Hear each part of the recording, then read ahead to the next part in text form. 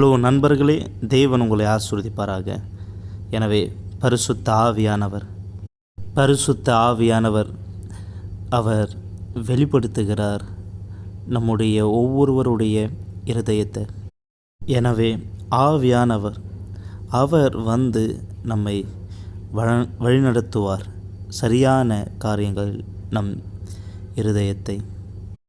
ஏன்னா இன்னைக்கு நாம் எதை விதைப்போமோ அதை நாம் நாளைக்கு அறுவடை செய்வோம்.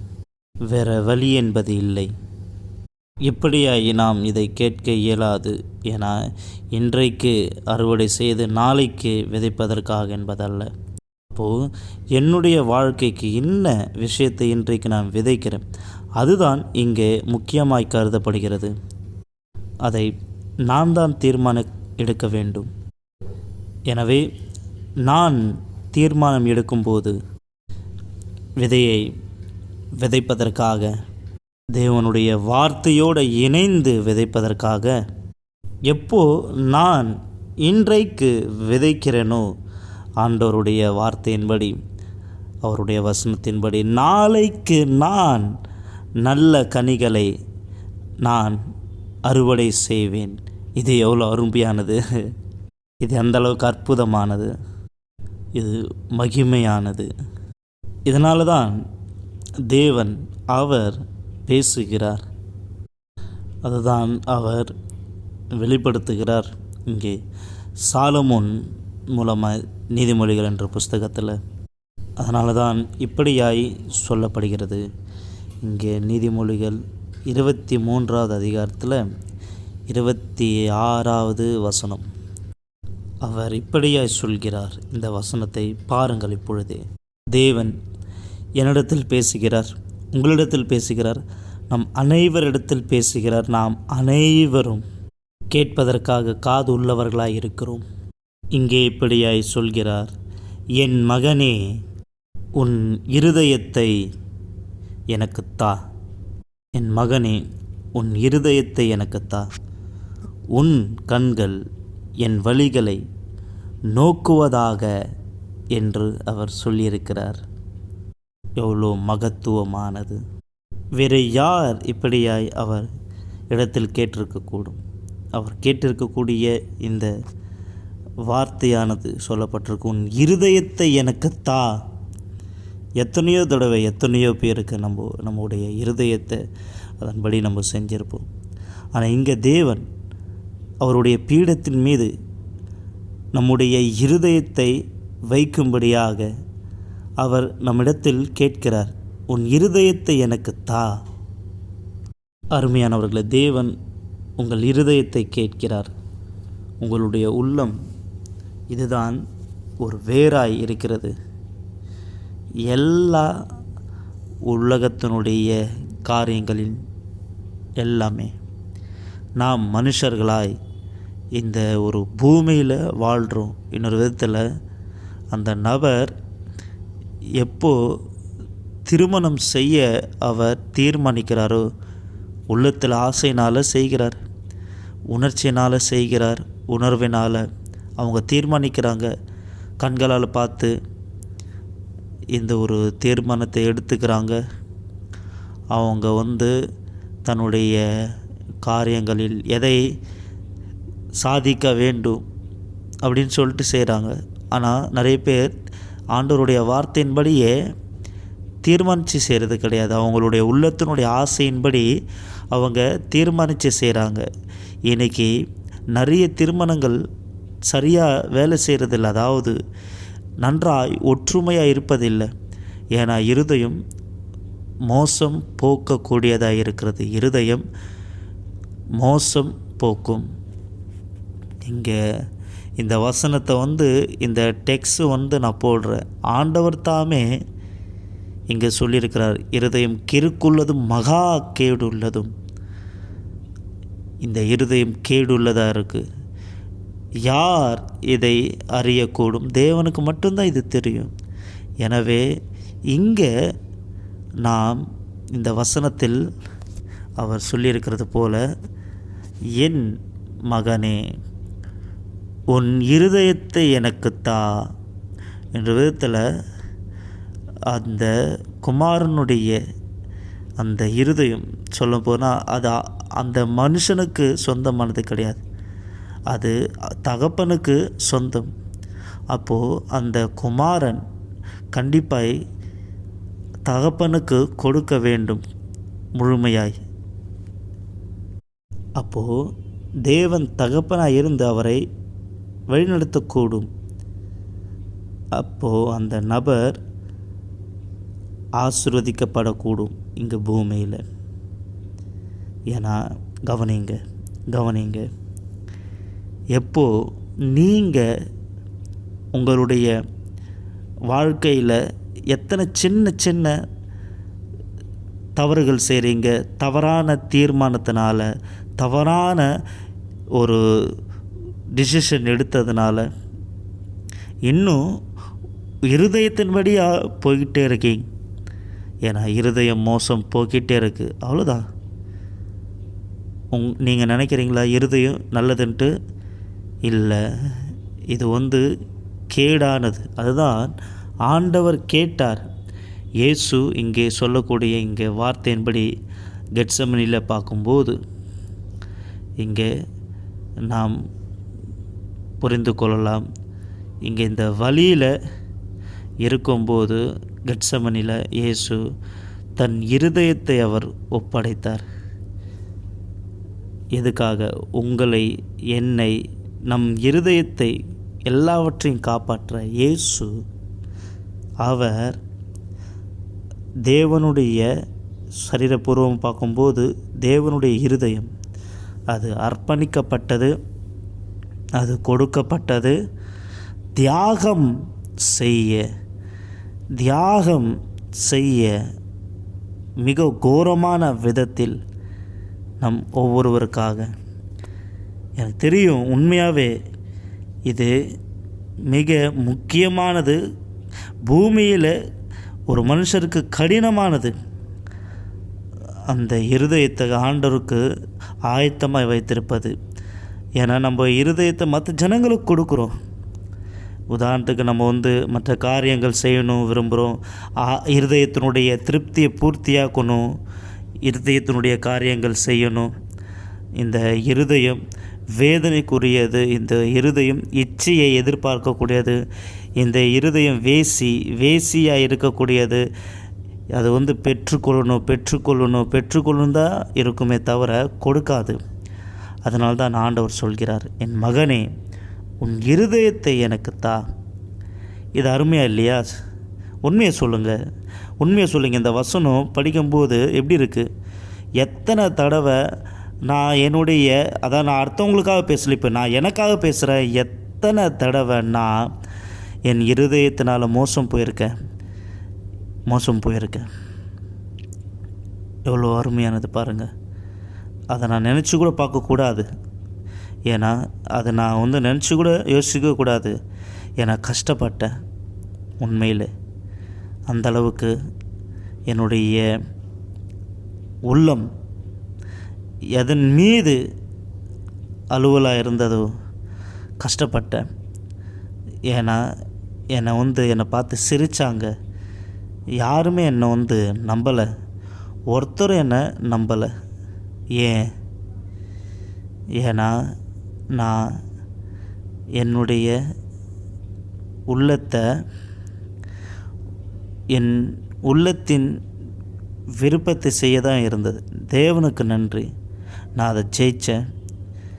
நான் நேரத்துக்கு எழுந்துச்சி தேவனுடைய வார்த்தையை கவனித்து நான் வழி ஏற்படுத்தி பரிசுத்த ஆவியானவரால் வழிநடத்தப்பட்டேன்.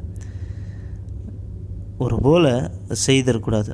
எந்த ஒரு தவறாக இருந்தாலும் நிறுத்தி இருக்கணும். நான் இது போல் சந்தித்தேன். அந்தளவுக்கு அட்வர்சிட்டி செஞ்சுருக்கேன்.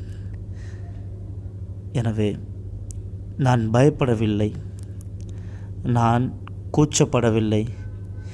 என்னை அவமானப்படுத்தினாலும், என்னை குறை கூறினாலும், நம்பாமல் போனாலும், என்னுடைய சொந்த சர்ச்சில் நான் இருந்த இடத்துல நான் அவமானப்பட்டேன், நான் விட்டு கொடுத்துட்டேன். ஏன்னா எனக்கு தெரியும் அது ஆண்டவருடைய விருப்பம் இல்லை. ஆனால் எப்போ இந்த ஒரு கீழ்ப்படியாதது, இந்த மோசம் போக்குறது எப்போ பிதாவினிடத்தில் ஒப்பு கொடுக்கிறோமோ, பிதா தகப்பன் நம்மை பார்த்துப்பார், புது இருதயத்தை கொடுப்பார். பீடத்தின் மீது புது இருதயத்தை கொடுப்பார். நம்ம கொடுக்கும்போது இந்த விதத்தில் பரிசுத்த ஆவி, ஏன்னா பரிசுத்த ஆவி இந்த பூமியில் தேவன் அவருடைய ஆவி, அதுதான் அவருடைய இருதயம். ஆத்துமாவை காப்பாற்றணுன்னா இருதயத்தை ரட்சித்து கொள்ளணும். இன்றைக்கி பரிசுத்த ஆவியை பெறணுன்னா தேவனுடைய இருதயம் உங்களுக்குள் வேண்டும். அது ஆயத்தமாய் இருக்குது உங்கள் வாழ்க்கையில் நீங்கள் பெற்றுக்கொள்வதற்காக. எப்படியானாலும் அந்த நபர் இந்த இருதயத்தை, புது இருதயத்தை பெற்றுக்கொள்வதற்காக தன்னுடைய பழையதை நீங்கள் விட்டு கொடுக்கல, புது இருதயத்தை கேட்குறீங்கன்னா உங்களால் முடியாது. 2 இருதயத்தை சுமக்க முடியாது, அது ரொம்ப கஷ்டம். ஒன்று வேணும், இல்லைன்னா ஒன்று வேணாம். எனவே நீங்கள் ஒன்று வேண்டும். தேவனுடைய இருதயம் உங்களுக்குள் தேவனுடைய சித்தத்தின்படி அதை துடிச்சிக்கிட்டே இருக்கணும்னா உங்களுடைய பழைய இருதயத்தை குடிக்கணும். இது கஷ்டமா? ரொம்ப கஷ்டம், ரொம்ப கஷ்டம். ஆனால் பாருங்கள், தேவன் தாமே இங்கே பேசுகிறார். இன்னொரு விதத்தில் இங்கே என்னுடைய குமாரனே உன் இருதயத்தை எனக்கு கொடு அப்படின்னு ஆண்டவரே சொல்கிறார். உன் கண்கள் என் வழிகள் மீது நோக்கமாக இருப்பதாக. என் மகனே உன் இருதயத்தை எனக்காய்த்தா. ஆண்டவர் இதை சொல்கிறார். அடுத்த தடவை வசனம் படிக்கும்போது தெளிவாக கேர்ஃபுல்லாக படிங்க. இங்கே 23வது அதிகாரத்தில் நீதிமொழிகள் 23 வார்த்தைக்கு வார்த்தையாக, வசனத்துக்கு வசனமாக படித்து பாருங்கள். சீக்கிரத்தில் படிக்காதீங்க. அந்த சாப்டரை முடிச்சிடணும்னு சொல்லிட்டு அப்படி படிக்காதீங்க, அப்படி செய்யாதீங்க. நீங்கள் படிங்க, தியானிங்க, அதை யோசித்து பாருங்கள். ஏன்னா இங்கே இருதயத்தை குறித்து சொல்லப்பட்டிருக்கு. மனித இருதயத்தை குறித்து உங்கள் இருதயம். ஆண்டவரே என்கிட்டேருந்து என்ன நீங்கள் எதிர்பார்க்குறீங்க? உங்கள் இருதயம் இப்படி தான் கேட்கணும். எப்போ இயேசு சொன்னார், யார் நீங்கள் வருத்தத்தோடு பாரத்தோடு இருக்கிறீர்களோ என்னிடத்தில் வாருங்கள். அவங்க தான் இருதயத்தில் வேதனையோடைய பாரத்தோட, சோர்வோட, கஷ்டத்தோடு இருக்காங்க, வேதனையோட. என் இடத்தில் கொடு மகனே, என் இடத்தில் கொடு. இதுதான் பரிசுத்த ஆவியானவர் ராத்திரி நேரத்தில் கொடுத்தார். நான் ராத்திரி நேரத்தில் கேட்ட, ஆண்டவரே என்கிட்ட இருந்து நீங்கள் என்ன விரும்புகிறீங்க, நான் என்ன பேசணும், நான் மக்களுக்கு என்ன வார்த்தை இன்றைக்கி சொல்லணும். ஆண்டவர் என் ஜெபத்தை கேட்டார், எனக்கு பதில் கொடுத்தார். அவர் சொன்னார், என் மகனே உன் இருதயத்தை கொடு. அப்போது எனக்கு வாவ் அப்படின்னு மாதிரி இருந்தது. அப்போது நான் பைபிளில் இந்த ஒரு வார்த்தையை தேடினேன், மகனே இருதயத்தை கொடு. அதுதான் இந்த சரியாக வந்தது. தேவன் அவருடைய சித்தத்தை நமக்கு கட்டாயப்படுத்தலை. நம்ம இருதயத்தை அவர் கட்டாயப்படுத்தி செய்யறதுக்காக விரும்பலை. ஆண்டவர் நாம் என்ன செய்ய வேண்டும் என்று எதிர்பார்க்கிறார். ஏன்னா ஒரு காணிக்கையை போல, ஒரு காணிக்கை அர்ப்பணிக்கிறது போல, ஒரு காணிக்கை கொடுக்கவில்லை என்றால் சரியான விதத்தில் அது ஏற்றுக்கொள்ளப்பட முடியாது. என சரியான விதத்தில் அதை செய்யப்பட வேண்டும். சரியான விதத்தில் தேவனுக்கு விருப்பம் போல் செய்ய வேண்டும். இல்லைனா இது வேலை செய்யாது. நீங்கள் உங்களுடைய காணிக்கையை கட்டாயத்தினால் நீங்கள் நான் இந்த மாதிரி சந்திக்கிறேன், எனக்கு இந்த மாதிரி இருக்குது அப்படின்னு சொல்லிட்டு செய்ய முடியாது. இல்லை, இங்கே ஆண்டவர் சொன்னார், என் மகனே உன் இருதயத்தை எனக்கு தா. இங்கே தா அப்படின்னு சொல்லும்போது இங்கே ஆண்டவர் யாரையும் கட்டாயப்படுத்தலை. அவர் ஆண்டவர். அவர் கட்டாயப்படுத்தி கேட்டிருக்கலாம். ஆமாம் என் மகனே எனக்கு கொடு அப்படின்னு சொல்லிட்டு அவர் கேட்டிருக்கலாம். இது எந்த அளவுக்கு ஒரு ஆர்வத்துக்குரிய ஒரு மகத்துவம், அந்தளவுக்கு மகிமையான ஒரு வார்த்தை, அருமையானது. பாருங்கள், நல்லா கவனிங்க. இங்கே 33 இந்த மாதிரி சொல்லப்பட்டிருக்கு. என்னன்னு சொல்லப்பட்டிருக்கு பாருங்கள். உன் கண்கள் வழிகளை நோக்கமாய் இருப்பதாக இங்கே பார்க்கலாம். உன் கண்கள் பரஸ்திரிகளை நோக்கும், உன் உள்ளம் தாறுமானவைகள் பேசும். இப்போ பார்த்தீங்களா, தேவன் எப்படி தேர்ந்தெடுக்க நம் இருதயத்தை கேட்கும்படியாக. இங்கே எரேமியாவில் நம்ம பார்த்தோன்னா, எரேமியாவில் 17வது அதிகாரத்தில் தவறாக சொல்லன 17 9வது வசனம் அவர் இப்படியா சொல்லியிருக்கிறார். அருமையான வார்த்தை. எல்லாவற்றை பார்க்கிலும் இருதயமே திருக்குள்ளதும்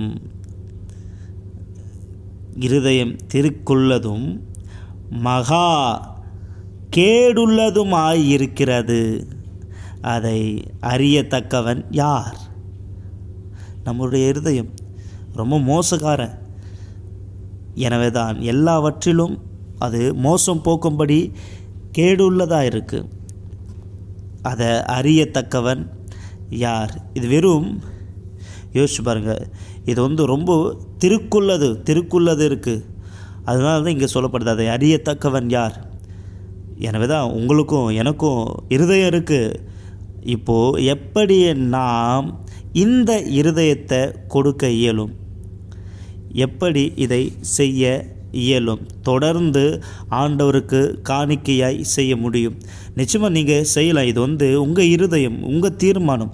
நீங்கள் தீர்மானிக்கும் போது அதாவது உண்மையாகவே உங்கள் இருதயத்தை ஒப்படைக்கணும் ஆண்டவருடைய பீடத்தின் மேலே அப்படின்னு நீங்கள் விரும்பும்போது நீங்கள் ஒருபோதும் சோர்வடைய மாட்டீங்க.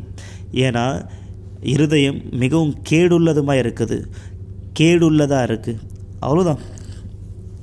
உங்களது, என்னுடையது, நம்மளுடைய இருதயம் இப்படிப்பட்டது தான். ஆனால் எப்போ உங்களுடைய இருதயத்தை ஆண்டவருடைய பீடத்தின் மேலே ஒப்படைக்கிறீங்களோ தேவன் புது இருதயத்தை உங்களுக்கு தருவார். ஆண்டவர் இது வாக்குத்தத்தம் செய்திருக்கிறார். ஆண்டவர் புது இருதயத்தை உங்களுக்கு தருவார். அப்போது ஆண்டவர் இந்த ஒரு பரிமாற்றம் செய்ய வேண்டும் விரும்புகிறார். உன்னுடைய இருதயத்தை கொடு, நான் புது இருதயத்தை தரேன். எவ்வளோ அருமையானது பார்த்தீங்களா? அருமையானவர்களே, நேர்மையாக சொல்லப்போனால் நான் இன்றைக்கி அந்தளவுக்கு சந்தோஷமாக இருக்கேன். நீங்கள் பரிசுத்த ஆவி பெறணுன்ட்டு நான் வெறும் சந்தோஷப்படுறது மட்டும் இல்லை, நான் உங்களுக்காக ஜெபிக்கிறேன், நான் ஜெபம் பண்ணுறேன். அதுதான் என் விருப்பமே. ஏன்னா நீங்கள் பரிசுத்த ஆவியை பெறும்போது அந்த ஒரு வரம் தேவன் எனக்கு கொடுத்தது, அதாவது குறைஞ்சபட்சம் உங்களுக்கு கிடைத்தா போதும். ஏன்னா தேவன் நமக்காக கொடுக்குற பலன் இதுதான் அப்போஸ்தலர் பவுல் சொல்லியிருக்கிறார். எனவே தன்னுடைய சக சீஷர்களோடு கூட மற்ற அப்போஸ்தலர்கள் எங்கே இருந்தார்களோ எல்லோரிடத்துலையும் சொல்லப்பட்டிருக்கிறது, நீங்கள் முத்திரையிடப்பட்டீர்கள் என் சேவைகளில் ஊழியத்தில் அப்போஸ்தலராய். இன்னொரு விதத்தில் தேவன் நம்முடைய வேலை, என்னுடைய வேலை, அவரை நோக்கி தேவனிடத்திலிருந்து வந்த ஒரு நோக்கமாய் பரிசுத்தாவி இல்லாமல் செய்கிறவனாக இருந்தேன்னா, பரிசுத்தாவி இல்லாமல் நான் அப்போது ஃபெயிலியர் ஆனவனா, தொலைக்கப்பட்டவனாக இருப்பேன்.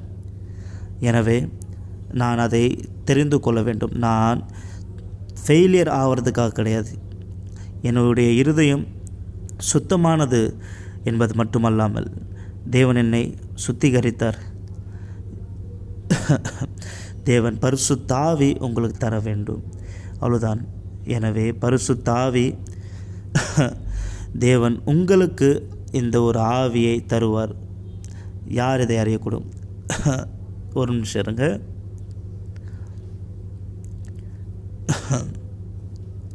தேவனுக்கு மகிமை.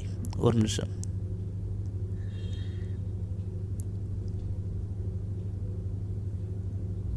தேவனுக்கு மகிமை. இதுதான் முக்கியம். அருமையானவர்களே, உன் இருதயத்தை கொடு.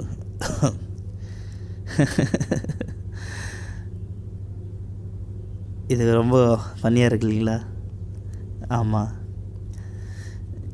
கரெக்டாக மெசேஜ் கொடுக்குற நேரத்தில் நான் விரும்புகிற எல்லாமே செய்கிறேன். தேவனுக்கு நன்றி. என் மகனே, உன் இருதயத்தை கொடு. நான் திரும்ப படிக்கிறேன்.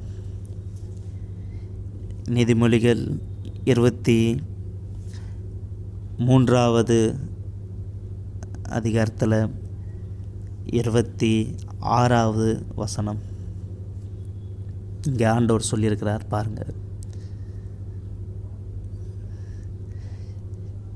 அவர் சொல்ல வார்த்தை, என் மகனே, உன் இருதயத்தை எனக்கு தா, உன் கண்கள் வழியை நோக்கமாயிருப்பதாக என் வழிகளில். எனவே நீங்கள் புரிந்து கொண்டால் பரிசுத்த ஆவியானவர் இந்த நேரம் வருவார் உங்கள் வாழ்க்கையின் மீது. பரிசுத்த ஆவியானவர் இந்த நேரத்தில் உங்களிடத்தில் வருவார். உங்கள் இருதயத்தை பெற்றுக்கொள்ளும்படி, உங்களுக்கு புது இருதயத்தை தரும்படி நான் கேட்கிறேன். ஆண்டவரே, உம் நாமத்தினால் கேட்கிறேன் பிதாவே, இயேசுவின் நாமத்தினால், ஆமென். தேவன் உங்களை ஆசீர்வதிப்பாராக. நாளைக்கு நான் உங்களை பார்க்கிறேன். இயேசுவின் பெயராலே, ஆமென்.